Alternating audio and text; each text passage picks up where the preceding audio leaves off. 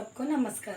बच्चों का आशीर्वाद। 10वीं कक्षा के बच्चों, पिछले कक्षा में हम भाषा की बात के बारे में पहला ही कौन सा विलोम शब्द के बारे में, दूसरा ही पर्यायवाची शब्द के बारे में बताए गए ना बच्चों। अब तीसरा ही कौन सा ही बच्चों, तस्तम तद्भव। तस्तम तद्भव। तस्तम का अर्थ क्या है बच्चों? प्रकृति। तस्तम का अर्थ क्या है? प्रकृति। तद्भव का अर्थ विकृति। तद्भव का अर्थ क्या है बच्चों? विकृति। तस्तम, तस्तम को क्या कहते हैं? प्रकृति कहते हैं।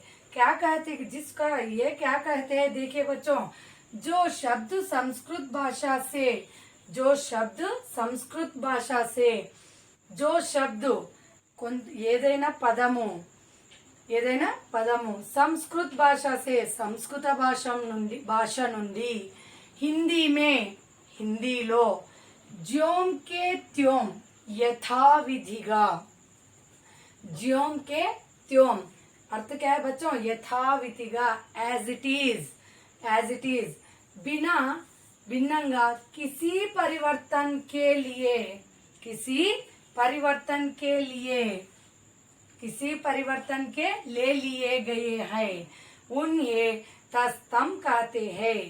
किसी యథావిధి గా, యాజ్ ఇట్ ఈజ్ గా, బినా కిసి పరివర్తన్, ఎటువంటి మార్పు లేకుండా, ఎటువంటి మార్పు లేకుండా ఉండే ఎటువంటి మార్పు లేకుండా అవసరమైన చోట మాత్రమే,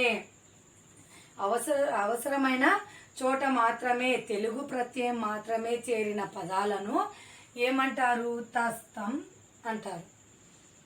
किसी बिना, किसी को जो शब्द है उसे संस्कृत भाषा से हिंदी भाषा में, हिंदी भाषा में ज्यों के त्यों बिना किसी परिवर्तन के ले लिए गए, उन्हें क्या कहते हैं? तस्तंभव कहते हैं। ये సంస్కృత భాష నుండి హిందీ భాషలోకి మార్చాలి అంటే, అంటే యాజ్ ఇట్ ఈజ్ గా, ఎటువంటి మార్పు లేకుండా తెలుగు ప్రత్యయం అనేది చేరిన పదాలనే ఏమంటారు? తస్తమాలు అంటారు। అంటే ఎలా చూడండి, మాత, పిత, सर्फ, श्रावण, स्वप्न, सूर्य आदि। इसमें कोई भी परिवर्तन नहीं है, कोई भी परिवर्तन नहीं है। हिंदी में से, संस्कृति से हिंदी भाषा में ही आ गया है, एज इट इज से आ गया है। इसी कारण से ये शब्दों को क्या कहते हैं? तस्तम, तस्तंभव कहते हैं ये शब्दों को। ये तस्तंभव है।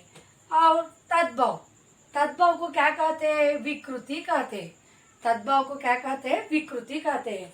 जो शब्द कुछ रूप बदलने के बाद, जो शब्द ఏదైనా పదము कुछ रूप बदलने के बाद, రూపం మారిన తర్వాత, సంస్కృత్ సే, సంస్కృతం నుంచి, హిందీ మే, హిందీలో, స్వీకార్ హుయే, స్వీకరించే వాటినే తద్భవ్ అంటారు। యాజ్ ఇట్ ఈజ్ గా, ఎటువంటి మార్పు లేకుండగా, ఎటువంటి మార్పు లేకుండగా సంస్కృత భాషలో నుంచి హిందీ భాషలోకి యాజ్ ఇట్ ఈజ్ గా, యథావిధిగా, ఎటువంటి మార్పు లేకుండగా వచ్చే పదాలను ఏమంటారు? తస్తం అంటారు। ఏ పదాలైనా కానీ రూపు మారకుండగా, రూప్ బదల్నే కే బాద్, ఆ పదం యొక్క రూపాన్ని మారిన తర్వాత, ఆ పదం యొక్క రూపం మారిన తర్వాత అది సంస్కృతంలో నుంచి హిందీలోకి స్వీకరించిన వాటిని ఏమంటారు? తద్భవ్ అంటారు। ఎలా చూడండి, माता का तद्भव क्या है? माँ। पिता का तद्भव क्या है? बाप। सर्फ का तद्भव क्या है? सांप। श्रावण का तद्भव क्या है? सावन। स्वप्न का तद्भव क्या है? सपना। सूर्य का तद्भव क्या है? सूरज। देखिए, यही शब्द का अर्थ क्या है? यही शब्द का अर्थ क्या है? दो भी सेम मीनिंग है, दो भी सेम मीनिंग है। इसको बोलने का, इसको बोलने का ही अलादा है। यही क्या कहते हैं? माता कहते हैं। इसको क्या कहते हैं? माँ कहते हैं। इसमें हिंदी भाषा का संस्कृति भाषा को हिंदी भाषा में कैसा आ गया है? एज इट इज से आ गया है, कहीं भी परिवर्तन नहीं है।